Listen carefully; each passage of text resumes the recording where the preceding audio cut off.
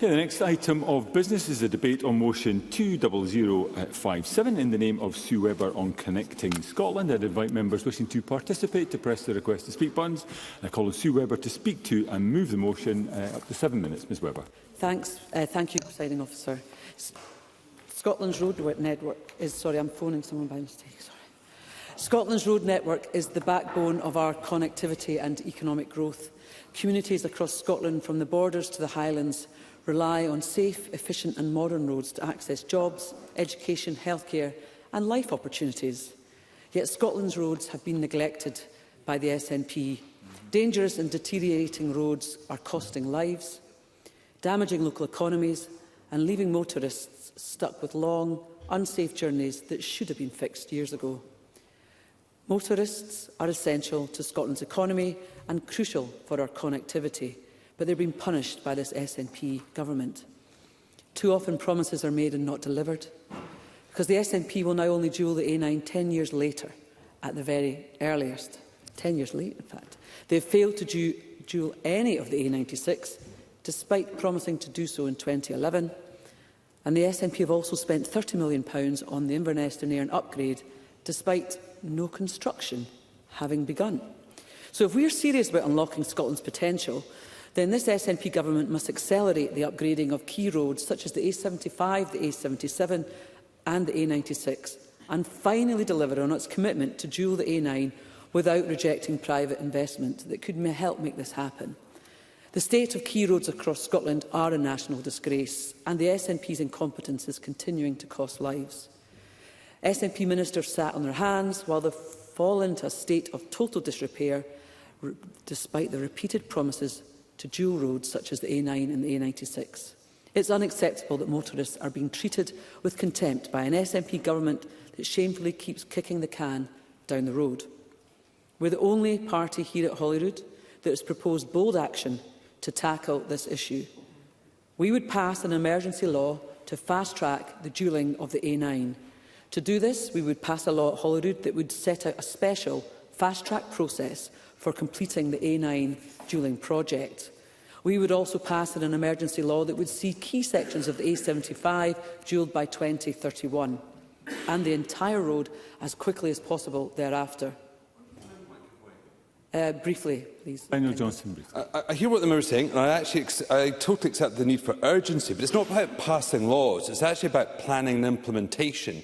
What does she propose to do to actually get us better at actually planning and actually building roads themselves, not just passing laws? Sue Webber. The A9 is a plan that there is no one objecting to. Everyone is desperate for that road to be dualled, and yet here we are. There we go. So improved connectivity is not just about tarmac and lanes. It's about ensuring those who use our roads, particularly the logistics sector I'm going to focus on, have the infrastructure that they need to operate safely and efficiently. Scotland's haulage industry is vital to our economy. The logistics sector contributes £170 billion to the UK economy each year, and it's one of the UK's largest employers, with more than 200,000 people employed in logistics roles in Scotland. However, the contribution to growth and the economy is unfortunately not always recognised, and drivers' health and safety and well-being isn't prioritised. Scotland faces a shortage of safe, high-quality, secure and well-equipped rest stops, truck stops, particularly in the Highlands and rural areas, that, while geographically remote, play a real vital role in the logistics and supply chain network. The lack of secure and well-equipped facilities has serious consequences, including that some of our HGV drivers are being forced to park in unsuitable or unsafe locations or take long detours to find suitable facilities because they have to stop to rest. That's their law. Driver health and well-being suffer with poor access to clean, safe hygiene facilities, healthy food and rest areas. And then freight crime is also rising, with lorries and cargo increasingly targeted by organised criminals due to the absence of secure parking. So by investing in safe facilities along our major routes, we can support the well-being of drivers, improve road safety and strengthen supply chains that keep Scotland moving.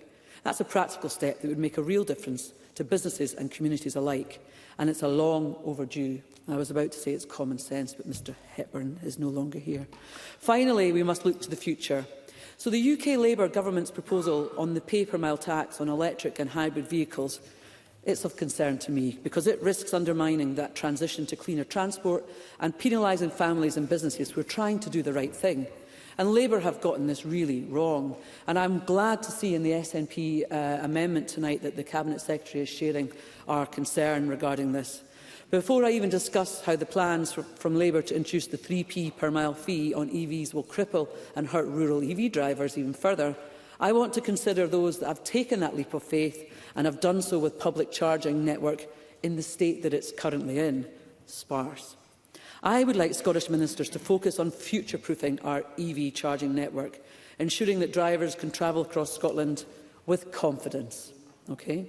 The charging infrastructure must be put in place if more people are to start using EVs, because right now the current infrastructure is patchy, unreliable, and it does fail to keep pace with demand. If you don't mind, Ms Hislop, I've got quite a bit here. If I do, at the end of this moment, I'll bring you in. Motorists can't be expected to make the shift to EVs without confidence that charging will be accessible, affordable and convenient. And I am an EV user, and I had charging anxiety, and that was the biggest barrier to me making that decision to get the car. And this is still the case for so many, especially those who don't have home charging and rely on the public charging network. Because those who charge at public charge points have no idea what they're going to be charged per kilowatt, because it's dependent on so many things. The speed of the charger, who owns the charger, if you can even find the rate of the kilowatt listed somewhere on the small print you're sent to a website, and you might not have a network to connect to the internet, and whether that charger, frankly, even works. EV charging is a lottery, and we all know those that play the lottery rarely come out on top, because reliable charging points along key roads will encourage the uptake of electric vehicles. Far too long, our economy has suffered because the road network is not up to the standard that our cities and key routes need. The A9 to Inverness remains a killer because of the long single carriageway stretches, and dualling is decades behind the schedule. And I want the upgrade of A77 and A75 to Dunstraw to be really put front and centre. I'm drawing my marks to conclusion now, Presiding Officer. Road upgrades aren't a luxury. They're central to our economic and social development. I want Scotland to thrive, so I think we must put connectivity at the heart of our priorities. And while I'm pleased that the SNP share my concerns with EV issues and agree these roads need to be upgraded and maintained, I don't get the sense that they understand the urgency that's needed for this and how communities are crying out for help right now. Thank you. I move the motion in my name. Thank you, Ms Webber. I now call on Fiona Hislop to speak to and move Amendment 20057.3. Cabinet Secretary, up to 5 minutes. Presiding Officer, I move the amendment in my name. This Government has made significant investment to improve Scotland's trunk road network and has a strong record of delivering road infrastructure projects. We also have a record level of funding in our trunk road maintenance budget, ensuring our trunk roads are indeed in a proper state of repair, and we're also mitigating the impacts of climate change and wetter weather. It was this SNP government who delivered the new £1.34 billion Queensferry crossing, and through the use of private finance we have also delivered the Aberdeen Western Peripheral route, the Balmedy to Tipperty and the M8, M73 and M74 motorway improvement schemes, which are delivering tangible benefits to lives across the country daily. We have also completed 5 major improvements on the A77, totalling £64 million, and 6 on the A75, with a total value of over £50 million, further enhancing connectivity and improving road safety. Other recently completed projects include the Hoddigan improvement in Aberdeen, the A77 Dalry bypass, and completing the first 2 sections of the A9 dualling programme, Kincraig to Dalradi and Lunkerty to Passive Burnham. And despite facing significant demands on our capital budget, and remember the last UK Conservative government stripped £6 billion out of our budget, we also continue to invest in further upgrades to our road infrastructure. Since announcing our delivery plan to dual the A9 between... I've only got 5 minutes and I've got a lot of ground to cover because we're doing so much. Since announcing our delivery plan to dual the A9 between Perth and Inverness in December 2023, we have met every milestone milestone on time. Today, work is underway at the 3rd section to Matin-Tamoy in the north and the 4th section Tay Crossing to Ballynewig in the south. The procurement of the 5th section Pitlochry to Killiecrankie is well underway, and I wrote to the Net Zero Energy and Transport Committee on the 26th of November to confirm that procurement and funding routes for the remaining A9 projects will be announced as part of the budget and spending review on the 13th of January 2026, as any decision will have a significant impact on this and future spending reviews and budgets. I have requested to make a parliamentary statement on the progress of A9 drilling programme following this announcement to provide further detail on the outcomes of the further decision-making process. Presiding Officer, let me be clear, we remain fully committed to delivering the full A9 drilling programme by 2035. And 10 out of the 11 sections of the A9 have completed their statutory process.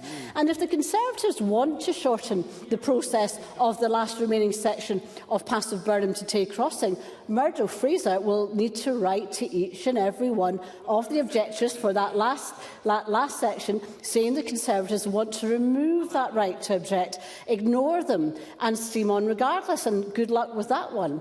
We also remain in favour of full dualling of the A96 and are progressing the dualling process from Inverness to Nairn and are pressing forward with work to determine the most suitable procurement option for delivering the scheme, as well as the adjacent inches to Smithton Link Road. I've had constructive discussions, as reported by the Air Advertiser, on the 2nd of November this year with the A77 campaign group and separately with the South West Alliance and the A75 campaign group. We have a firm plan for the improvements we want to make on both routes, as set out in SBR2, and these are now progressing.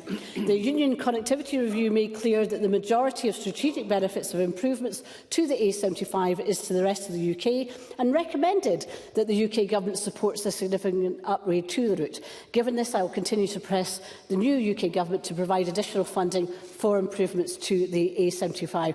And briefly on EV chargers, I'm not sure Sue Webber is aware, but the UK Government are responsible for the standards for the public charging network. And indeed, they introduced regulations in December, I think, last year to do that. The Scottish Government has worked collaboratively to support the introduction of the Vehicle Emissions Trading Scheme with the UK Government. It's a four-nation legislation with its annual targets that chart a path towards battery electric vehicles uptake, and it remains the most significant tool we have to reduce road transport emissions.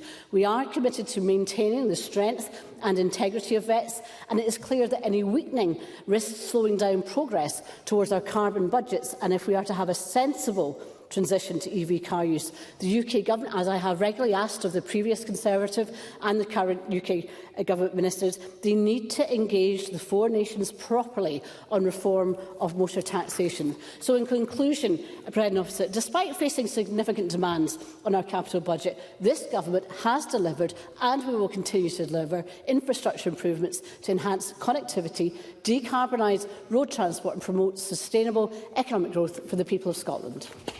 Thank you. I now call on Daniel Johnston to speak to and move Amendment 20057.1. Up to 4 minutes, Mr Johnston. Thank you very much, Deputy Presiding Officer, and I move the amendment in my name. And it gives me great pleasure to open for Labour in this debate, given that I have acquired transport as part of my brief. And indeed, I think that is a good thing, because I think transport properly belongs within the economy brief. And I think actually there is many things, and I always try to be collegiate in debates, in all the motions and amendments that we can agree with. But most importantly, that transport in the road network is about connecting Scotland. And so while there are things that I disagree with in the Conservative motion, that fundamental point is clear. And it was brought home to me when I visited Fort William last summer. Many things were brought to my attention which I thought were very interesting, but most importantly that 50% of all Scotland's salmon comes through Fort William. But it then needs to be transported along the A82, large stretches of which HGVs have to literally have their wheel on the white line, and there is not space for two HGVs to pass one another along that way. So that's Scotland's third biggest export going down a road that can't have two HGVs passing one another.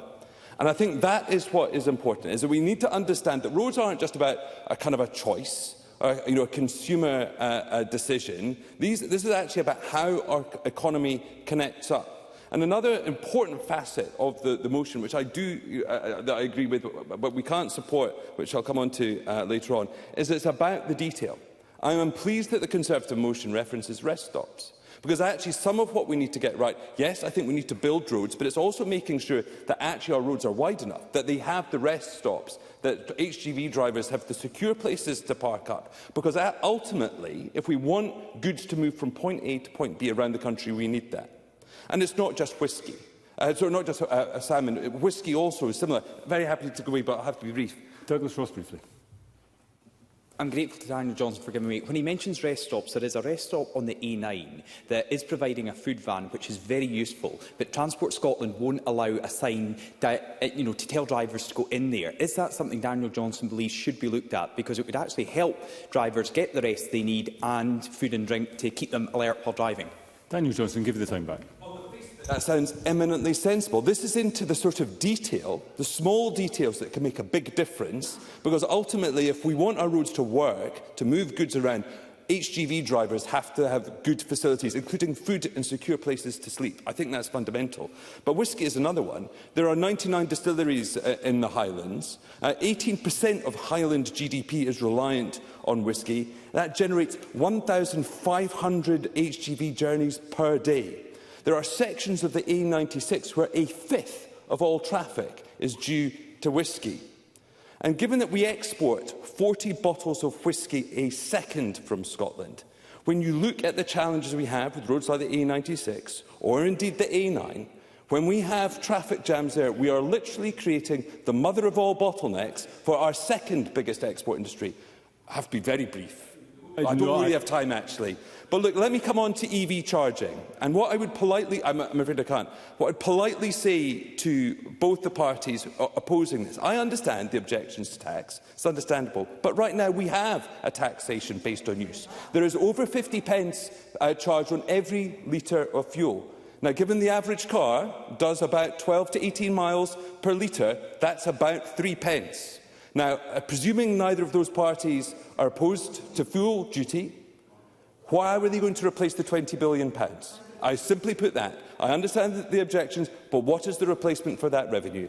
And on that, I will close because I've run out of time. Thank you, Deputy Presiding Officer. Thank you, Mr Johnson. I now call Mark Ruskell to speak to and move Amendment 20057.2. Again, up to 4 minutes, Mr. Thank you, Presiding Officer. Happy to move the amendment. And, speaking as a motorist, of course I welcome sensible investment in our roads. But building roads is not the only way to generate economic growth. It's not even the most effective transport infrastructure to achieve that goal. And the evidence on the economic impact of road building is mixed. Analysis of my PPR shows that investing in roads doesn't deliver good value for money. Returns on investment for road infrastructure is lower compared to other infrastructure investments, particularly public transport. And I note in a recent Swestrans board meeting that Transport Scotland officials noted that revenue spending on the A75 in the last 2 years would keep bus services in Dumfries and Galloway running for the next 300 years. I don't think I've got time to take interventions, unfortunately, but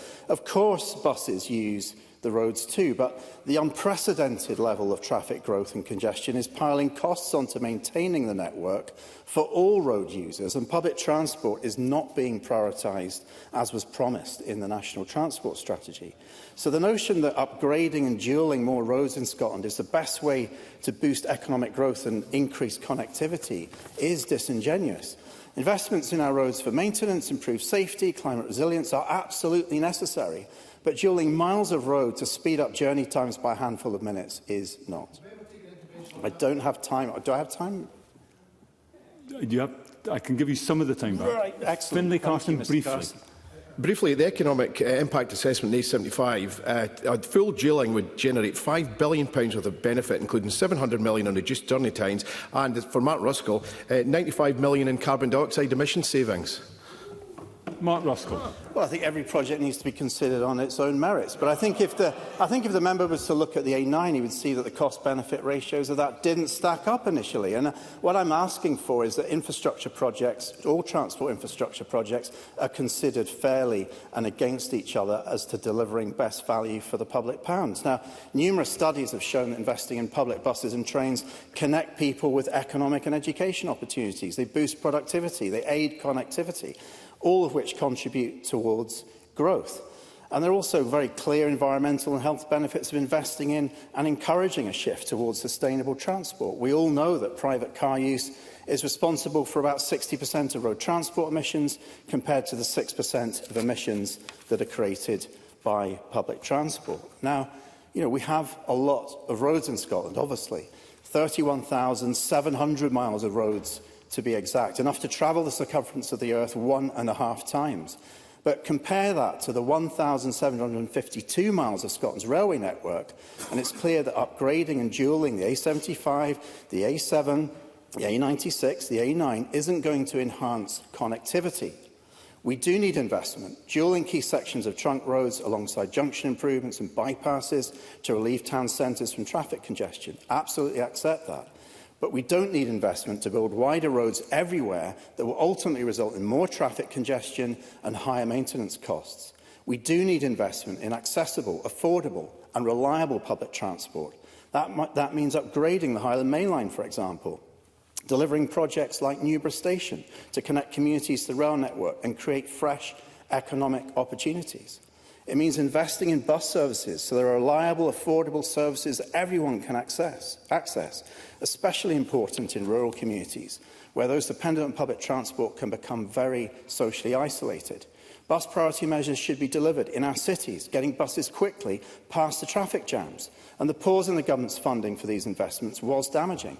Delays and congestion have only helped accelerate the withdrawal of services by private operators who have been solely focused on profitability. So in concluding, Presiding Officer, we need a government that is prepared to break the cycle of decline in bus and commit to financially supporting public transport to deliver franchising and public control of bus services and investment in rail and active travel. I look forward to a national transport strategy that goes back to the principles of good transport planning rather than a slanging match over dualling of roads in Scotland. Thank you. And I now call Jamie Green, up to 4 minutes, please. Thank you. Can I just say, I think the Scottish Government's 2015 infrastructure investment plan has been absolutely laid bare in today's debate, not just today's debate, but numerous times in this chamber, because that investment plan promised, amongst other things, 2 new major ferries operational by 2017 at a price of £90 million for both. It promised to invest in our harbours, yet our Drawson Harbour is still sitting there in limbo, and all the businesses around it still waiting on compensation for the endless disruption.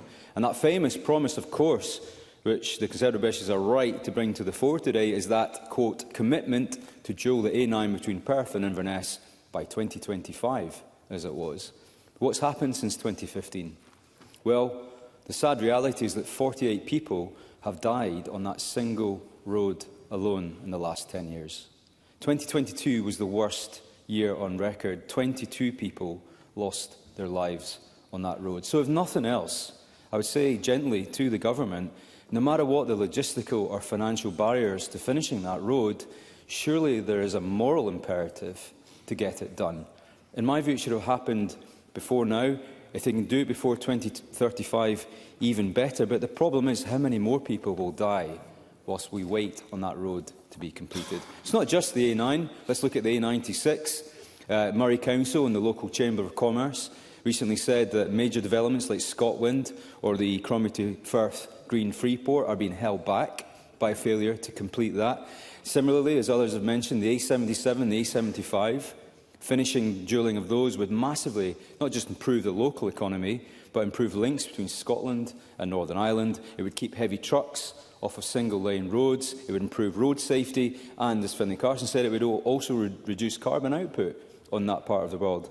And, Presiding Officer, don't get me started on the M8, where I seem to spend most of my free time these days. It's Scotland's busiest road. 150,000 people use it every single day. It connects our largest city with our capital city.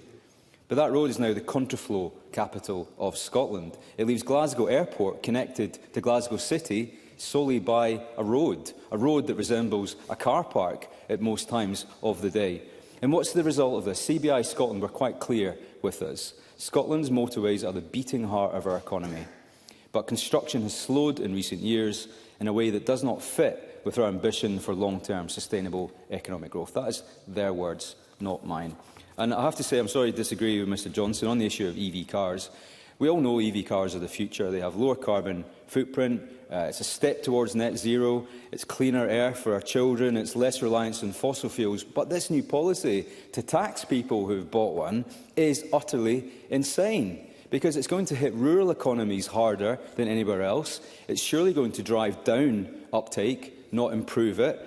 And I do understand the Chancellor's conundrum of replacing fuel duty income with some other source of income, but this particular policy and solution to it smells like a policy that's been drummed up in Whitehall by somebody who gets on the tube every day to work, not somebody who has to take a 200-mile journey to the nearest maternity hospital. That's the reality of what happens when policies like this are not thoroughly thought through. And don't forget, our EV industry is up against it. It's up against China and others, so why are we handing advantage to them on a plate? Here's what we could be doing. We could be building better EV infrastructure. Why not offer sensible subsidies to move from gas to electric? Why not even cap the cost of charging EV vehicles? It's not the consumers who need to change their behaviour.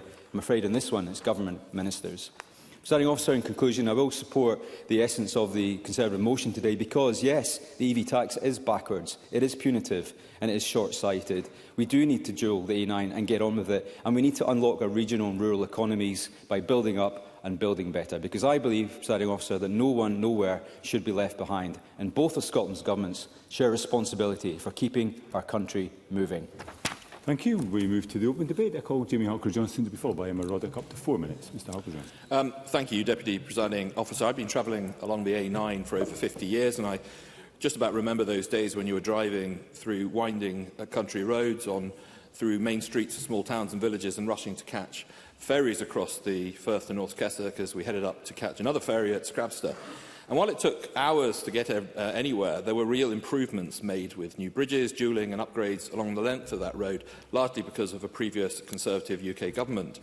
However, that progress stalled under devolution, and I'm sorry that Daniel Johnson couldn't take my intervention, because I was going to highlight that in the 8 years of the Labour Lib Dem Scottish Executive, they failed to dual even 1 mile of the A9 between Inverness and Perth. And that failure was one of the reasons that almost 20 years ago now, feels longer, Murdo Fraser and I launched the Scottish Conservatives Dual the A9 campaign. We recognised that for economic, social and for safety reasons, the A9, which serves as a backbone of Scotland and an arterial route like no other, needed dualling between Inverness and Perth. Today's motion makes the economic case for connectivity, and there can be few more powerful mechanisms for creating wealth and driving improvements in living standards. But with the A9 in particular, we must also remember the other considerations too. In 2007, the SNP said it accepted the case that A9 dualling would save lives. And it's one thing to fail to live up to the promise of dualling when you can count the cost in terms of pounds and pence. It's quite another when you can count the cost in numbers of lives lost and families left mourning the loss of loved ones. Too many have died on that road in the last decade.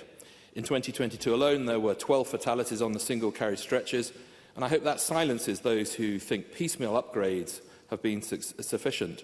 Every regular user of that road knows that is not the case. And while we'll never make every road in Scotland entirely safe, dualling the A9 would make a massive difference. The SNP promised to do that and haven't. This, of course, is an issue far broader than one road. Commitments to dual the A96, another important road in my region, are equally neglected by this government.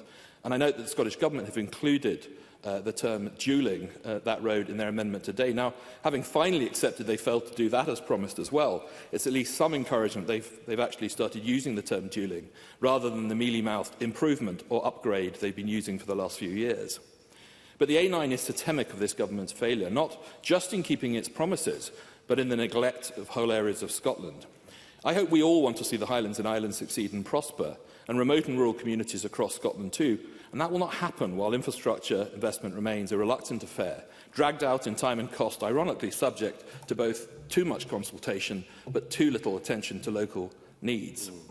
And before I close, as covered in our motion, can I reiterate my opposition to the UK Labour Government's planned imposition of a pay-per-mile tax for electric and hybrid vehicles? While I want to see these new technologies make their contribution to supporting our roads network, this is likely to be the thin end of the wedge, which, if successful, will lead to pay-per-mile being rolled out for all vehicles, something which would hammer rural communities where we need our cars just to get about.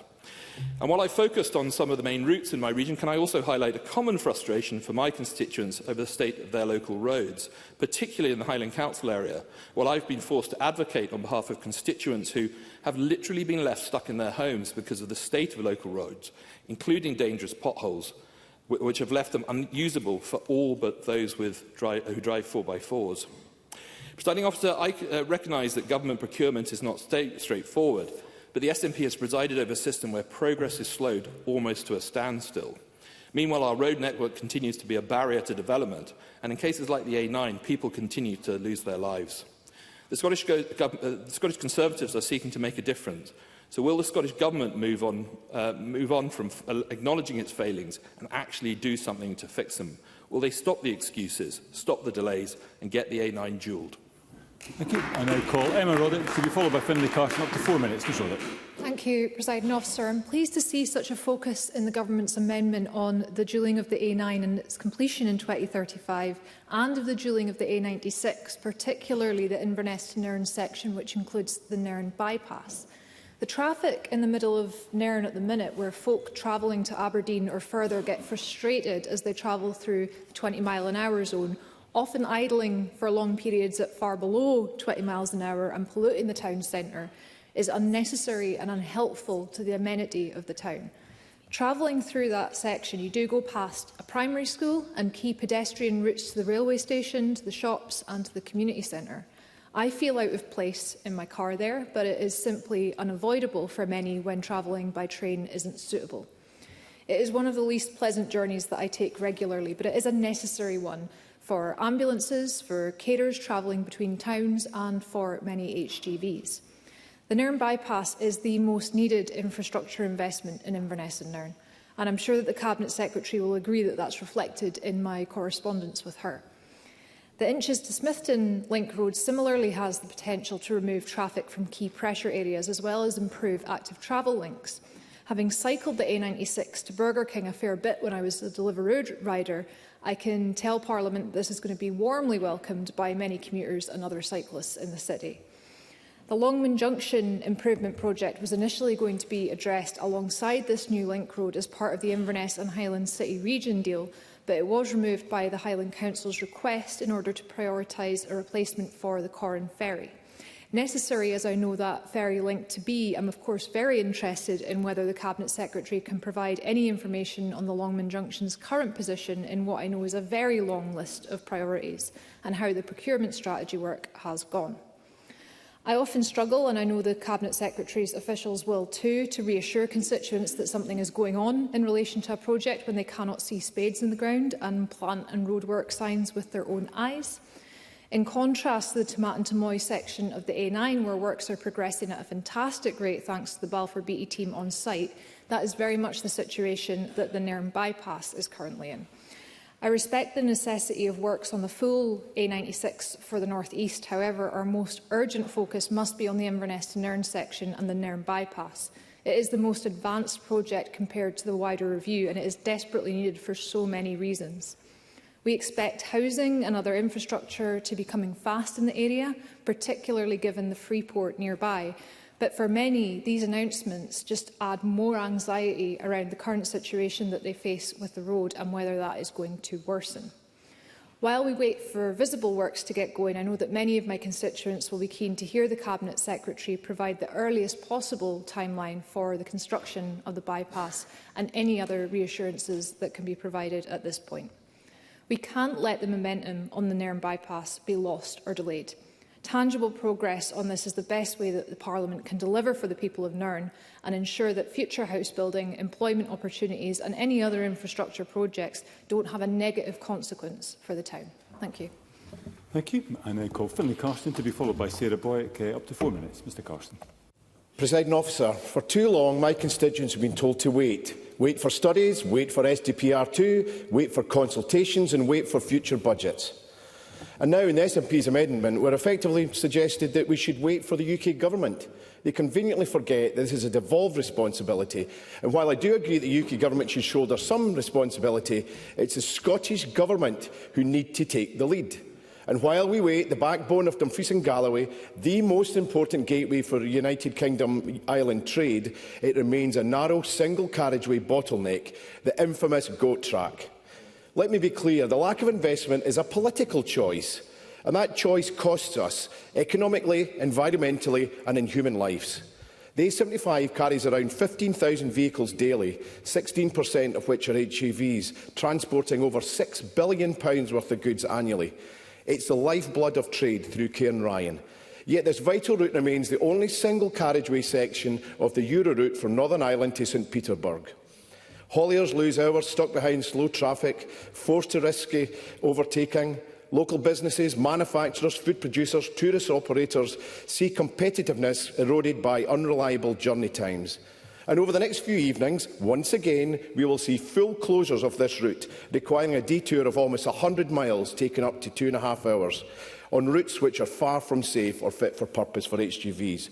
Because the A75 is too narrow to allow normal traffic management, which we see anywhere else in the country. And the safety record is sobering. 19 fatalities, 88 serious injuries and nearly 300 injuries in the last decade, a record of families shattered and lives changed forever. Dueling the A75 is not a luxury, it's a safety and productivity intervention. It means faster, safer freight transport, reliable supply chains and a fighting chance for inward investment and job creation in the South West. The Dumfries and Galloway Economic Impact Report, commissioned by councils in Scotland and Northern Ireland, estimates that dueling the A75 and improving the A77 would generate £5 billion of benefits to the UK economy, including £700 million in reduced journey times and operating costs and £95 million in CO2 savings. Expanding this road supports climate goals. I can briefly. Mark Ruskell, briefly. Member for giving way. He's obviously making a strong case for A75 duelling, but the cost of that is £50 million. Governments need to prioritise investment. Cost of A96, up to £5 billion, £5,000 million. Does he not see where the priorities are here? The priorities, political priorities around A96, not for the projects that he's putting forward. Finlay Carson, give you the time back. Dispute that. You know, the campaign groups are clear. South West Scotland Transport Alliance say that every delay costs Scotland's economy. We need shovels in the ground, not another decade of studies. Local businesses echo this frustration. One haulier told me that we lose thousands every year because of delays in the A75s. It's not just an inconvenience, it's a barrier to growth. For well over a decade, I've championed this cause, raising it in the Chamber, pressing ministers, convening round tables and working with campaign groups. I've demanded feasibility studies, pushed for bypass plans and argued for joint Scottish-UK funding to reflect the route's strategic importance. But warm words and endless reviews do not move shovels. My constituents deserve delivery, not delays. And it's not just my view, it's rural Scotland's view. In yesterday's Scotland's Rural Voice report, it found that 80% of respondents believe that infrastructure investment is simply not good enough. 8 in 10 rural Scots feel let down by the lack of commitment to roads and connectivity. That stat should ring alarm bells. Neglect is real and widespread. This exhausted SNP government must stop ignoring the South West, take accountability and fix the A75. We need a binding timetable, not dusty reports, but a published programme with dates for route selection, statutory orders, procurement and phase construction. We need tangible, transparent co-funding because this is a UK-wide corridor. We cannot afford to dither. Business pays a premium in delays, families suffer from accidents and Scotland loses out on investment, with freight shifting from Cairnryan to Holyhead and Heysham. Some may balk at the cost, but miss the truth. Inaction is more expensive. Smart infrastructure delivers investment in safety, growth and sustainability. Presiding Officer, this is a test of serious government, of Scotland's commitment to balanced growth, climate integrity and citizen safety. If this government means what it says, the A75 duelling is not discretionary, it's overdue. my constituents ask for a fair share of Scotland's ambition, dual A75 will send a simple, powerful message that the South West matters. Connectivity matters. Climate change and economic leadership can go hand in hand. It's time to act. Thank you. And I call Sarah Boyack to be followed by Emma Harper. Up to 4 minutes, please.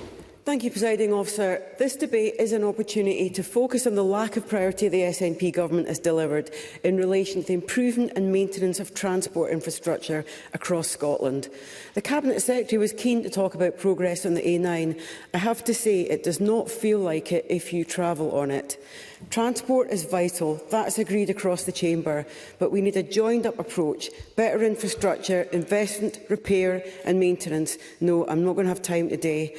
Our focus as Scottish Labour is about upgrading our creaking transport infrastructure, and it's vital that our roads are maintained, whether it's our national or our local road networks.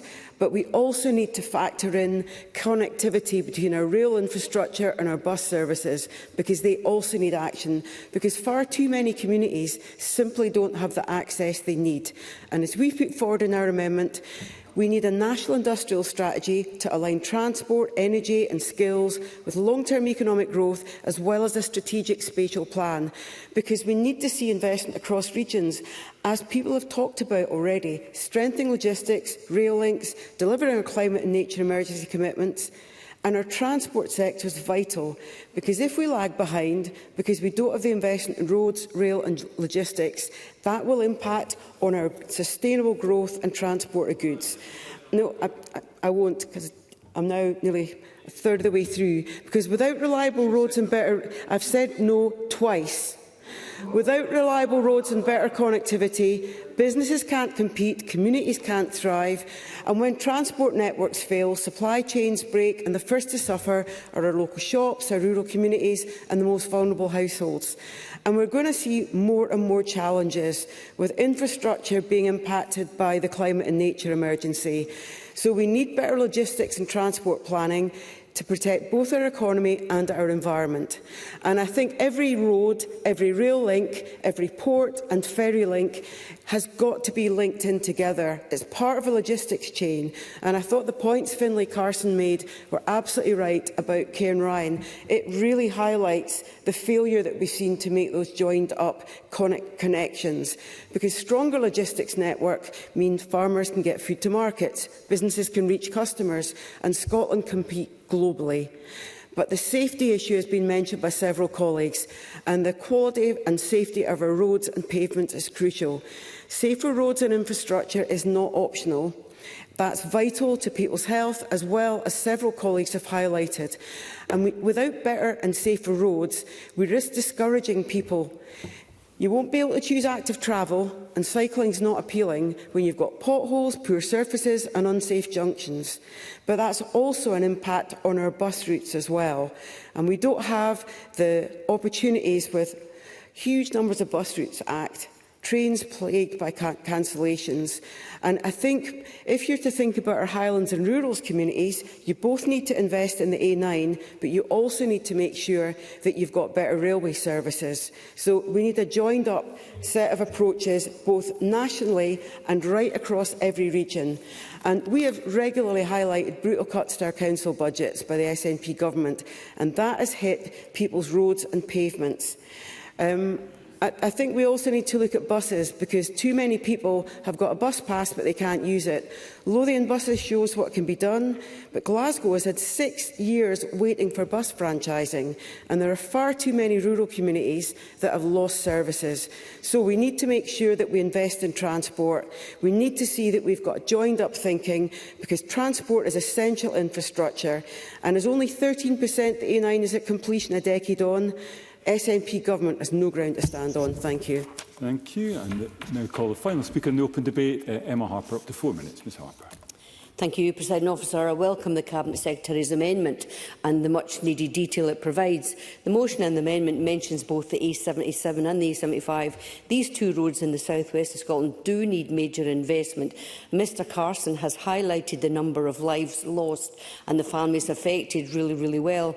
The A77 connects our central belt to Ireland via the Port of Cairnryan, and the 77 is economically vitally important to Scotland and Scotland's economy. I want to highlight the good work that is going on right now under Transport Scotland with the Crocketford and Springholm bypass design development. That's underway, which, when complete, will mean that every settlement along the almost 100 miles of the A75 will have been bypassed. And the A77 Maybole bypass was completed 3 years ago, improving travel since it was opened. Over £100 million of investment in improvements along those two roads has been made since the SNP came to power, along with over £300 million on maintenance, and that's still not enough. I'm not going to take an intervention. I usually do, but it's only 4 minutes, so apologies. Like everyone in Dumfries and Galloway, I want to see more investment, and the quicker the better.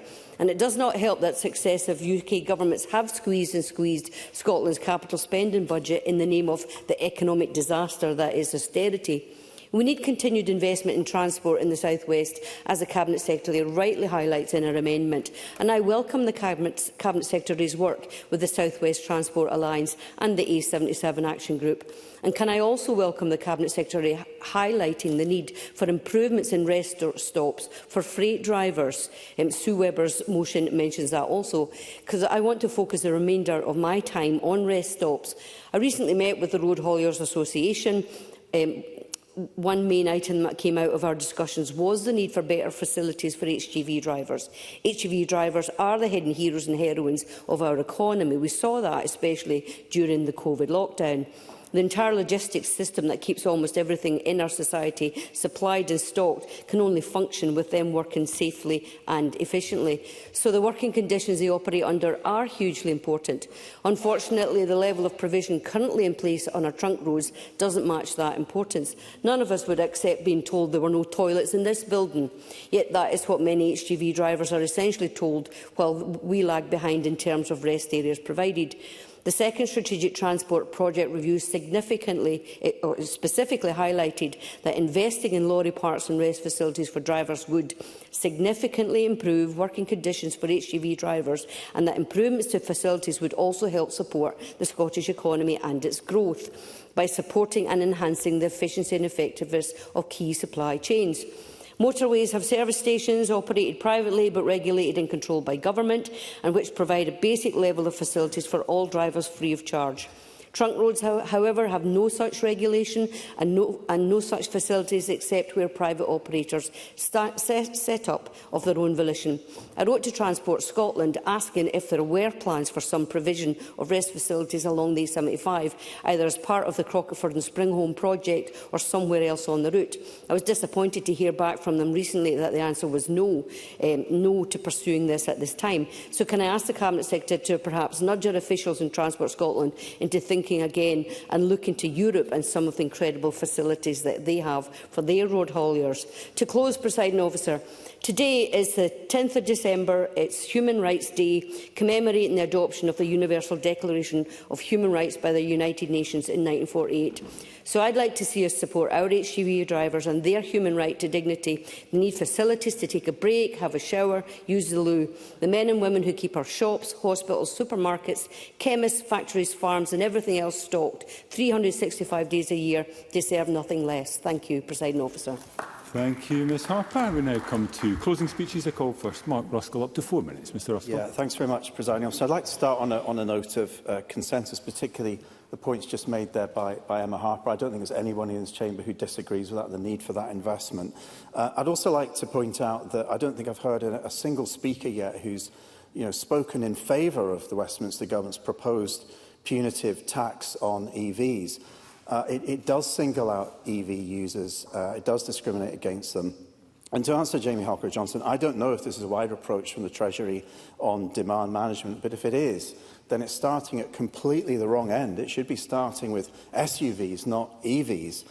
And I think the assumption here from the Treasury is that driving an EV is low cost. Well, it is low cost, but it's only low cost if you're actually able to charge your EV at home and you're able to get access to a low-cost tariff. So, when I charge my EV at home, I'm paying about 8.5 pence a kilowatt hour at night. That means my mileage costs are about 2p a mile.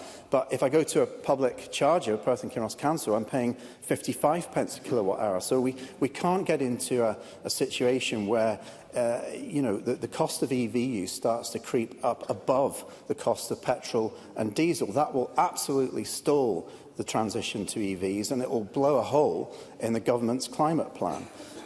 Clearly, the cost of electricity is a political issue. It's a political issue in relation to roll-out of heat pumps and the general electrification of our entire society. But this is a critical one that we need to get right. Now, members have mentioned all sorts of projects. I mean, there are so many projects that are mentioned in the motion and in the amendments. I'm disappointed, though, that not a single member has mentioned the A83 because, all of the projects that are discussed, yes, they're partly about safety. They're also about making the roads faster. But for people in Argyll, they're completely and utterly cut off when the Rest and Be Thankful is closed. So, we need to get serious about investment in climate adaptation because a lot of our roads are simply going to crumble away as we start to go beyond 1.5 degrees. We're seeing more extreme weather events, and Rest and Be Thankful is an absolutely classic example of that. We need to get real about the economic impact, the cost of road building programmes. I mean, what I'm seeing is increasing proportion government revenue going on servicing the PFIs and the other models to procure these roads in the first place. And we don't want to get to a situation where the entire transport budget is being eaten up by more and more projects that become harder and harder to maintain and build out. There is no magic money tree here. And I'll go back to the exchange I had with Finlay Carson. If you just look at the projects that are being named in this debate, the A9, Perth to Inverness, £3,700 million, A96 Inverness to Aberdeen, up to £5,000 million, A77, £64 million, A75, £50 million. That's rising up to £9 billion worth of spending on 4 major road building projects in Scotland, an exorbitant amount. I mean, it's the equivalent of 200 years of the Scottish Government's budget for all road safety interventions on all roads. So if Jamie Green talks about the moral imperative, absolutely there's a moral imperative to invest in all roads in Scotland, all roads in Scotland. Now, over the summer, I attended, very sadly, a fatal road traffic accident on the 85. And, wherever these deaths are occurring, there are too many.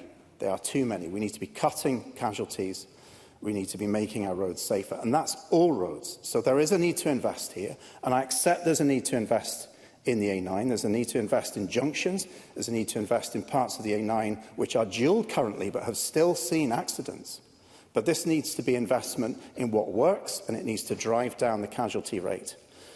Presiding Officer, I think I'm coming to the end, but I think what I'd like to say finally is that I want to see a national transport strategy which is reasonable, which is sensible, which is evidence-based, and actually starts to push some government funding towards projects which are going to work, which are going to tackle safety, which are going to keep us connected, and ultimately are going to get us into a better place as a nation. Thank you. I now call Rhoda Grant. Up to 4 minutes. Ms Grant. Thank you, Presiding Officer. Transport is the very artery through which our community's lifeblood flows, both economically and socially. Transport links are essential. Throughout Scotland, we see the areas with the poorest transport networks facing the greatest depopulation. Sarah Boyack, I think, was about the only person in this debate that mentioned ferries, and these are the roads for our island communities. And there's not a day that goes by when there's not disruption of some sort, and this impacts on island economies and leads to depopulation.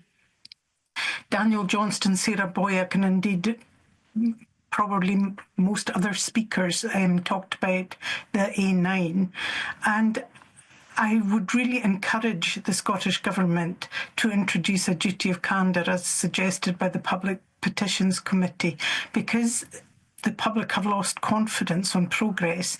We really need to see that the Scottish Government publish the advice they receive from Transport Scotland officials relating to the financial viability and deliverability of the A9 dualling programme. At the start, the A9 dualling was estimated to be £3.7 billion and was due to complete in 2025.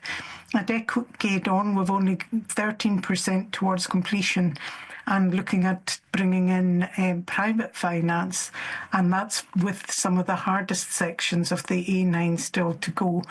Even the 2035 target is now looking optimistic.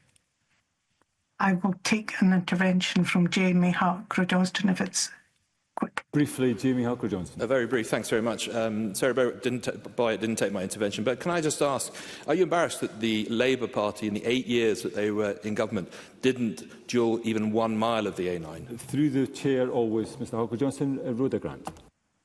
The Labour government and Lib Dem executive carried out improvements to the A9. There were junctions that were deadly, and those were improved, and we certainly support the dualling of the A9. Jamie Harker-Johnston also and Jamie Green talked about the fatalities on the road, and it's the design of the road that mitigates against driver error, and that's something that the Labour Party did do when in government. Finlay Carson and others talked about the A75 and A77, again a crucial lifeline joining Scotland with Northern Ireland as well. Daniel Johnston talked about an area close to my heart, the west of Scotland, the A82, which is very poorly served, but also the A83, and indeed the Rest and Be Thankful, as Mark Ruskell mentioned, is a huge issue.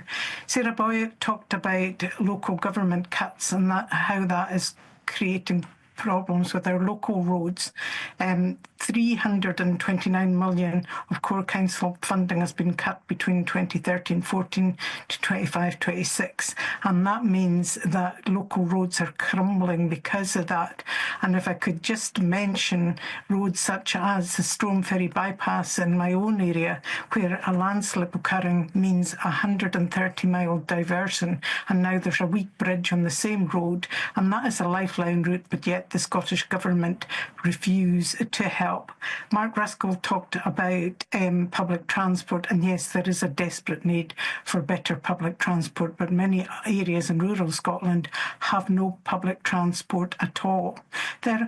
Presiding officer, I know I am running out of time, but there are so many issues with all our transport system. We hardly touched on rail. We could fill a whole day highlighting those. It's roads, ferries, rail, public transport, the whole lot. As Sarah Boyack said, we need an industrial strategy that needs to be joined to transport infrastructure for Scotland to work, and the Scottish Government need to do better. Thank you, Ms Grant. I now call on the Cabinet Secretary up to 5 minutes, please. Presiding officer, this debate provides the opportunity to highlight the progress this government has made in maintaining and improving the transport network to enhance connectivity, decarbonise road transport and generate sustainable economic growth.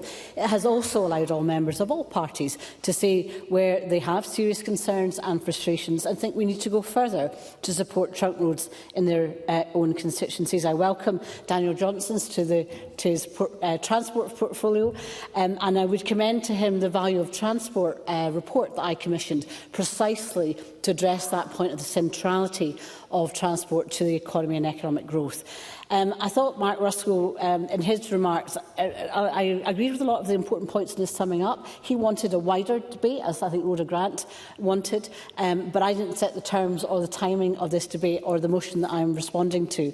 So in total, since 2007, under this SNP government, we have built 33 major trunk road projects and in the process constructed over 280 kilometres of new trunk road costing nearly £3 billion. And in the course of the debate, I've listened carefully to the argument on progressing with drilling works on the A9 between Perth and Kinross and improvements on the A96, A75 and A77 corridors. And I want to reiterate that this government is committed and on track to deliver the A9 drilling by 2035. And, of course, anyone driving it will see the works that are happening now. And on the Conservatives' calls for the emergency laws to accelerate the drilling of the A9, it's not clear what, if any, benefits the suggested emergency law would provide. The Scottish Government has already completed the statutory process for 10 out of the 11 projects in the dualling programme, which is over 92% of the length to be dualled. Draft orders and environmental impact assessment for the only project yet to complete the statutory process between Passive Burnham and Tay Crossing were published for comment in May this week. I need to go into the detail of this.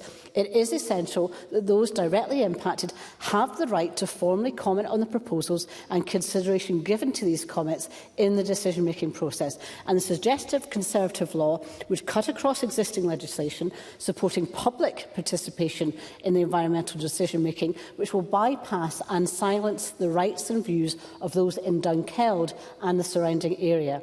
In addition to progressing the A9 dualling programme, this Government is committed to dualling the A96, starting with Inverness to Nairn, including the Nairn bypass. And Emma Roddick set out the importance particularly, and I think this is an issue about the ordering of what is done when and the needs of the Nairn bypass in particular, and alongside delivering the inches to Smithton Link Road. And in addition, the Scottish Government is leading and taking forward proposals to bypass the settlements of Springholm and Crocketford on the A75. We're also taking forward a number of other improvements across Scotland's road network. We are addressing climate mitigation, and to Mark Russell, that includes the key project of the A83, Rest to be Thankful, to mitigate against the risk of landslides, and promoting a new grade separated junction at Lawrence Kirk on the A90. And in relation to the wider A75 and A77 trunk roads, I can assure members that we are committed to improving both, as well as the wider transport network in South West of Scotland. Now, I want to now move on to electric vehicles and our commitment to decarbonise road transport. Since 2011, the Scottish Government has invested over £65 million in expanding Scotland's public electric vehicle charging network. As a direct result, today, Scotland has a public charging network that compares favourably to any other part of the UK. Scotland has over 7,400 public charge points and met its commitment of 6,000 charge points 2 years ahead of target. The latest official UK government statistics show that on a per head of population basis, Scotland currently has more rapid and ultra-rapid charge points than any other part of the UK. And this government continues to support the expansion of public charging infrastructure through our £30 million electric vehicle infrastructure fund for council consortia.